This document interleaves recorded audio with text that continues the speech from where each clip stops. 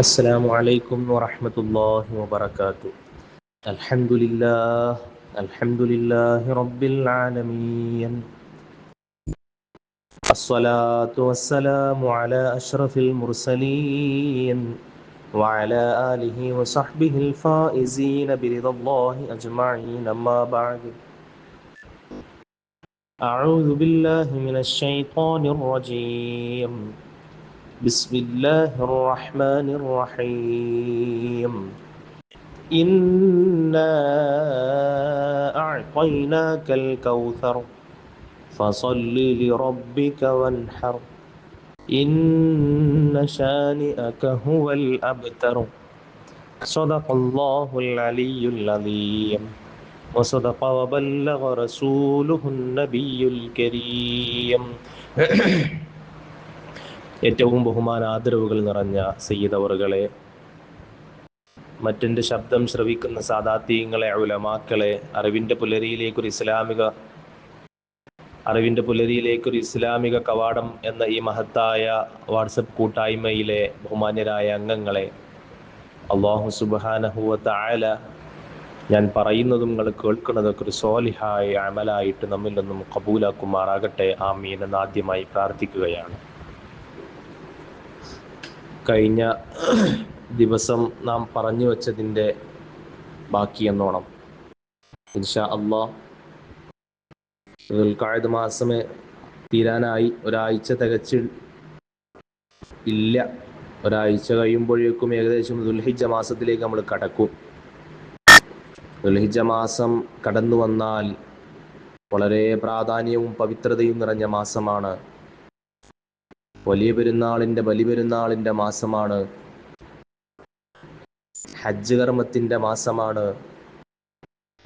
അതോടുകൂടെ ഉദ്ഹിയ്യത്ത് എന്ന മഹത്തായ കർമ്മത്തിൻ്റെ മാസം കൂടിയാണ്.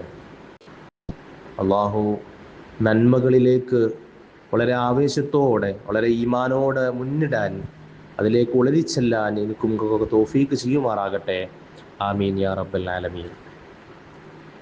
ഉദ്ഹിയ്യത്ത് കർമ്മം, അതിൻ്റെ പ്രാധാന്യം ചെറിയ നിലക്ക് കഴിഞ്ഞ ദിവസം ഞാൻ സൂചിപ്പിച്ചിരുന്നു. വളരെ ആവേശത്തോടെ കഴിയുന്ന ആളുകളൊക്കെ ഉദ്ഹിയ്യത്ത് കർമ്മത്തിലേക്ക് മുന്നിട്ട് വരേണ്ടതുണ്ട്. ഇസ്ലാം വലിയ പദവി നൽകിയ, വലിയ ശ്രേഷ്ഠത കൽപ്പിച്ച ഒരു കർമ്മമാണ് ഉദ്ഹിയ്യത്ത് കർമ്മം എന്നുള്ളത്. വിശുദ്ധ ഖുർആനിൽ ഞാൻ ആദ്യം ഓതി വെച്ച സൂറത്തുൽ കൗസർ, 114 സൂറത്തുകളുടെ കൂട്ടത്തിൽ നിന്ന് അല്ലാഹു സുബ്ഹാനഹു വ തആല ഏറ്റവും ചെറിയ സൂറത്തായിട്ട് അവതരിപ്പിച്ച സൂറത്താണ് സൂറത്തുൽ കൗസർ. 3 ആയത്തുകൾ, അതും ചെറിയ 3 ആയത്തുകൾ. ആ 3 ആയത്തുകൾ, ഈ 3 ആയത്തുകൾ വളരെ പ്രസക്തിയേറിയ ഒരു വിഷയമാണ് അതിൽ ചർച്ച ചെയ്യുന്നത്. ഹബീബായ നബി സല്ലല്ലാഹു അലൈഹി വസല്ലം തങ്ങളോട് അല്ലാഹു പറയുന്നു, ഇന്നാ അഅ്തൈനാകൽ കൗസർ. ഹബീബായ നബി സല്ലല്ലാഹു അലൈഹി വസല്ലം തങ്ങളെ വിളിച്ചിട്ട് അല്ലാഹു പറയുകയാണ്, നബിയെ, ഇന്നാ അഅ്തൈനാകൽ കൗസർ, താങ്കൾക്ക് ഞാൻ കൗസർ എന്നുള്ള ദാഹജലം, ദാഹമകറ്റാനുള്ള പാനീയം ഞാൻ ഒരുക്കി തന്നിട്ടുണ്ട്.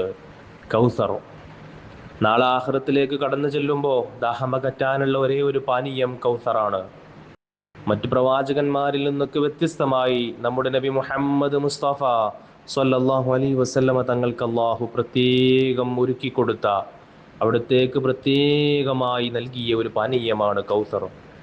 ആ വലിയ ഒരു അനുഗ്രഹം പറഞ്ഞുകൊണ്ട് അല്ലാഹു സുബ്ഹാനഹു വ തആല ആ ഒരു നിഅമത്തിനെ എടുത്തുദ്ധരിച്ചുകൊണ്ട് നബി സല്ലല്ലാഹു അലൈഹി വസല്ലമ തങ്ങളോട് ശേഷം പറയുന്നത്, ഞാൻ ഈ കൗസർ എന്ന പാനീയം നിങ്ങൾക്ക് ഒരുക്കി തന്നിട്ടുണ്ട്, ശരി തന്നെയാണ്.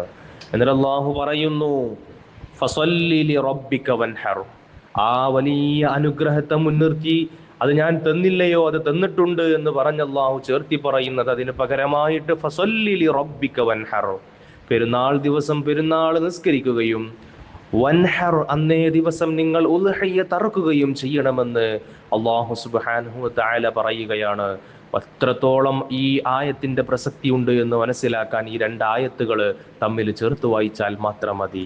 വലിയ നിഅമത്തായ കൗസർ തന്നിട്ട് അല്ലാഹു അതിന് പകരം നമ്മളോട് ആവശ്യപ്പെട്ടത് പെരുന്നാളിന്റെ ദിവസം ശേഷമുള്ള അയ്യാമു തശ്രീഖിന്റെ 3 ദിവസങ്ങൾ, ഈ ദിവസങ്ങളിൽ ഉദ്ഹിയ്യത്ത് കർമ്മം അറുക്കാൻ, ആ ഒരു കർമ്മം നിങ്ങൾ പിന്നെ ഏറ്റെടുക്കണം. ഉളഹിയ്യത്ത് കർമ്മത്തിന് വേണ്ടി നിങ്ങൾ ഇറങ്ങണമെന്ന് അള്ളാഹു സുബ്ഹാനഹു തആല ആവശ്യപ്പെടുകയാണ്. അള്ളാഹു ഈമാൻ നൽകി അനുഗ്രഹിക്കുമാറാകട്ടെ.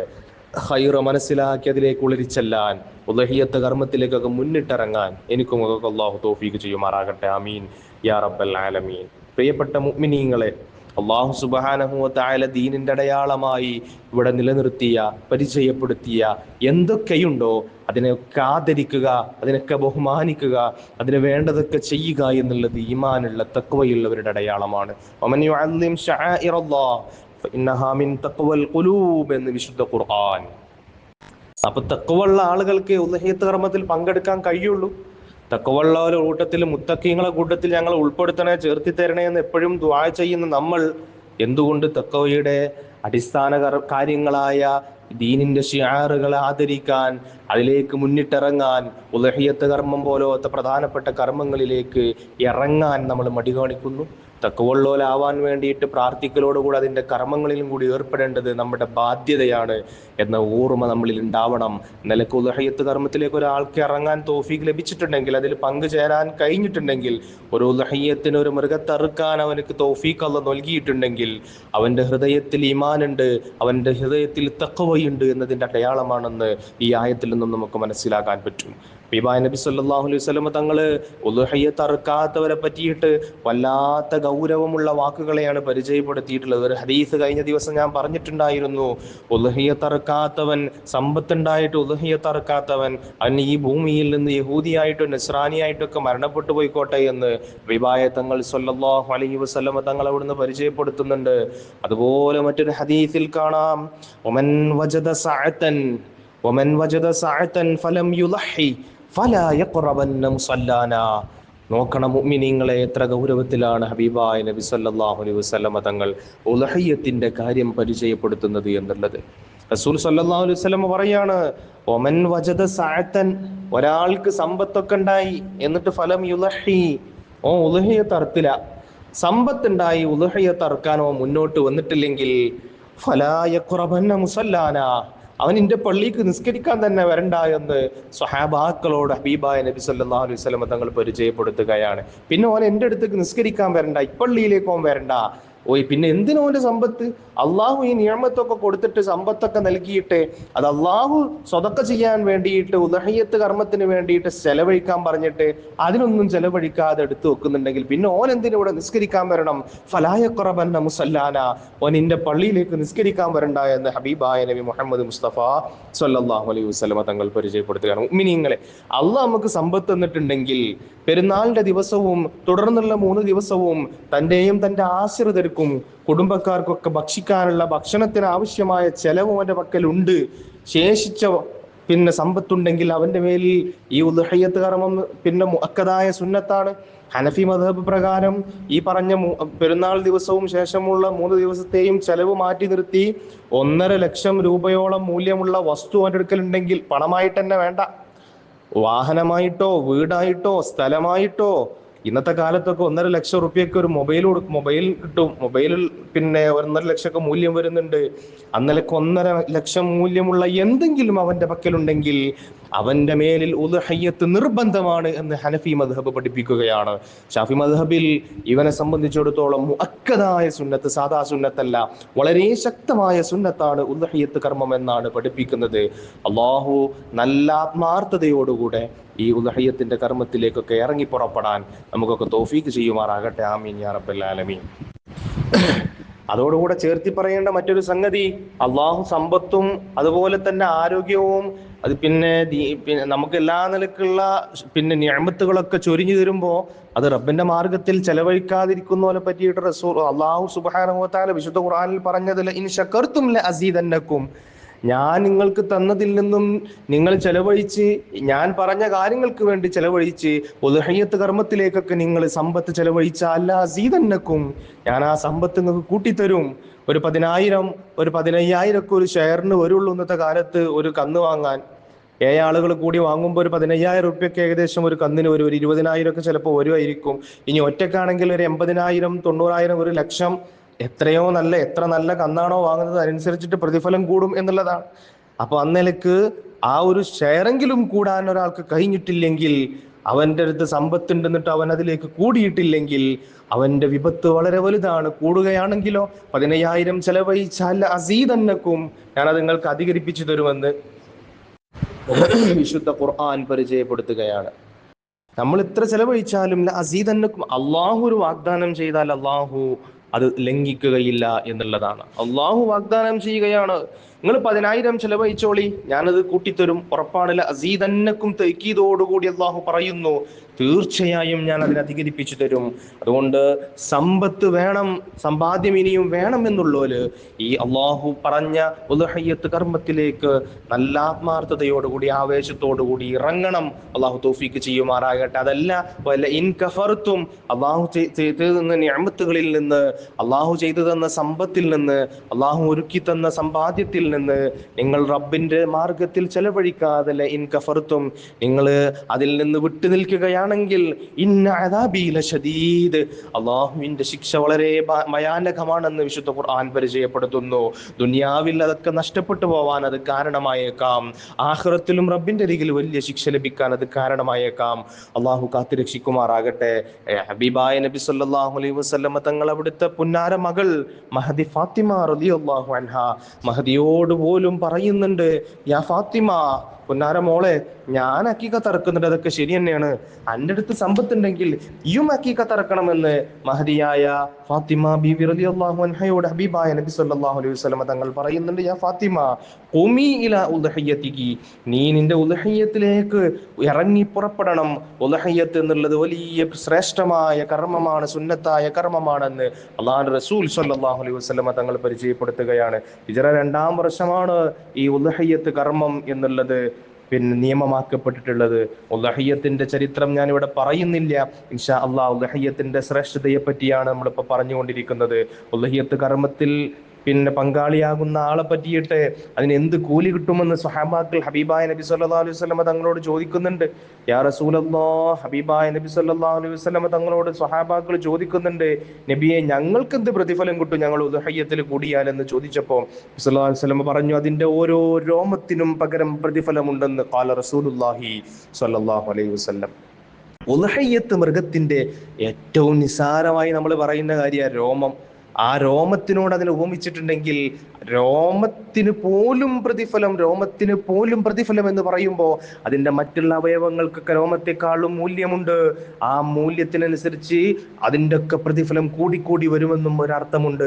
മറ്റൊരർത്ഥത്തിൽ രോമമാണ് ശരീരത്തിൽ കൂടുതലായും ഉള്ളത്, അന്നലേക്ക് രോമം കണക്കേ പ്രതിഫലം ലഭിക്കും എന്നും അതിനർത്ഥം വെക്കാം. എന്തായാലും ഓരോ രോമത്തിനും പകരം പ്രതിഫലമുണ്ടെന്ന് ഹബീബായ നബി സല്ലല്ലാഹു അലൈഹി വസല്ലമ തങ്ങൾ സ്വഹാബാക്കൾക്ക് പഠിപ്പിച്ചു കൊടുക്കുകയാണ്. ഹബീബായ നബി സല്ലല്ലാഹു അലൈഹി വസല്ലമ തങ്ങൾ ഉദ്ഹിയ്യത്ത് കർമ്മത്തെ പറ്റിയിട്ട് വല്ലാതെ സ്വഹാബാക്കൾക്ക് പ്രോത്സാഹിപ്പിച്ചിട്ടുണ്ട് എന്നുള്ളത് ഹദീസുകളിൽ നിന്നും ഈ പറഞ്ഞ സംഗതികളിൽ നിന്നും ഹദീസുകളിൽ നിന്നൊക്കെ നമുക്ക് വ്യക്തമായ കാര്യമാണ്. ഒരുപാട് കാര്യങ്ങൾ ഉദ്ഹിയ്യത്ത് കർമ്മവുമായി ശ്രദ്ധിക്കേണ്ടതുണ്ട്. ഉദ്ഹിയ്യത്ത് കർമ്മത്തിന് ഒരു മൃഗത്തെ തിരഞ്ഞെടുക്കുന്ന സമയത്ത് മറ്റേ മെലിഞ്ഞ മൃഗത്തെ തിരഞ്ഞെടുക്കാതിരിക്കുക, ഭ്രാന്തുള്ള മൃഗത്തെ തിരഞ്ഞെടുക്കാതിരിക്കുക, ചെവി മുറിഞ്ഞു പോയത് തിരഞ്ഞെടുക്കാതിരിക്കുക, അതുപോലെ തന്നെ മുടന്തുള്ള മൃഗം അതൊന്നും ഉദ്ഹിയ്യത്തിന് പറ്റൂല, അന്ധത ബാധിച്ച മൃഗം അതും പറ്റൂല, രോഗമുള്ള മൃഗം അതൊന്നും ഉദ്ഹിയ്യത്തിന് പറ്റൂല, ചൊറി ബാധിച്ച മൃഗം അതും പറ്റൂല, അതുപോലെ നാവിന്റെ അല്പം മുറിഞ്ഞു പോയ മൃഗം അതൊന്നും ഉദ്ഹിയ്യത്തിന് പറ്റൂല, പല്ല് മുഴുവനും കൊഴിഞ്ഞു പോയതുണ്ടെങ്കിൽ അത് പറ്റൂല. അതുപോലെ തന്നെ ശ്രദ്ധിക്കേണ്ട ഒന്ന്, ഗർഭിണിയായ മൃഗമാണെങ്കിൽ ആ മൃഗവും ഉദ്ഹിയ്യത്തിന് പറ്റൂല. അപ്പൊ ഉദ്ഹിയ്യത്തിന് യോഗ്യമായ മൃഗമാണോ ഞാൻ തിരഞ്ഞെടുത്തിട്ടുള്ളത് എന്ന് നോക്കേണ്ടതുണ്ട്. ആട്, മാട്, ഒട്ടകം ഇതാണ് ഉദ്ഹിയ്യത്തിന് യോഗ്യമായിട്ടുള്ളത്. ആടാണെങ്കിൽ നമ്മുടെ നാട്ടിലൊക്കെ സാധാരണ കണ്ടുവരുന്ന ആട് ഏകദേശം 2 വയസ്സ് പൂർത്തിയാവണം. മാടാണെങ്കിലും അങ്ങനെ തന്നെ. ഒട്ടകമാണെങ്കിൽ 5 വയസ്സ് പൂർത്തിയാവേണ്ടതുണ്ട്. ഈ കാര്യങ്ങളൊക്കെ ശ്രദ്ധിക്കണം. അതുപോലെ തന്നെ അറവ് നടത്തുമ്പോൾ പാലിക്കേണ്ട മര്യാദകൾ ഒരുപാടുണ്ട്. പ്രത്യേകിച്ചും കത്തിയൊക്കെ മൂർച്ച കൂട്ടുന്ന സമയത്ത് മൃഗം കാണാത്ത രീതിയിൽ മൃഗത്തിൽ നിന്നും വിട്ട് നിന്നുകൊണ്ടായിരിക്കണം മൂർച്ച കൂട്ടേണ്ടത്. ഇടതുഭാഗത്തിലൂടെ കിബിലയിലേക്ക് തിരിച്ചിട്ടാണ് മൃഗത്തെ കടത്തേണ്ടത്.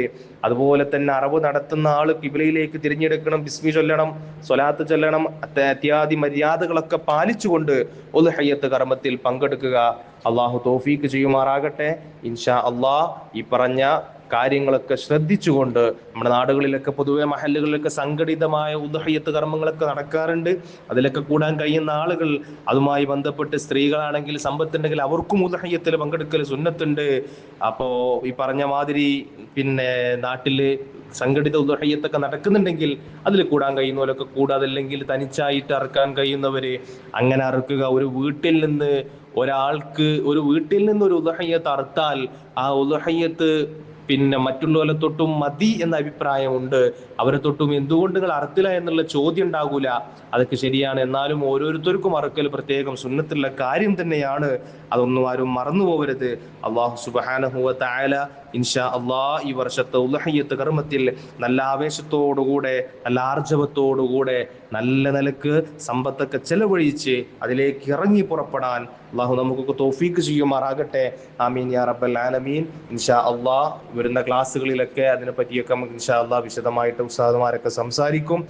സംശയങ്ങളൊക്കെ ഉണ്ടെങ്കിൽ അതൊക്കെ ചോദിച്ച് ക്ലിയർ ആക്കണം. അള്ളാഹു തൗഫീക്ക് ചെയ്യുമാറാകട്ടെ. വാഖിർ ദഅവാനാ അൽഹംദുലില്ലാഹി റബ്ബിൽ ആലമീൻ. അസ്സലാമു അലൈക്കും വറഹ്മത്തുള്ളാഹി വബറകാതുഹു.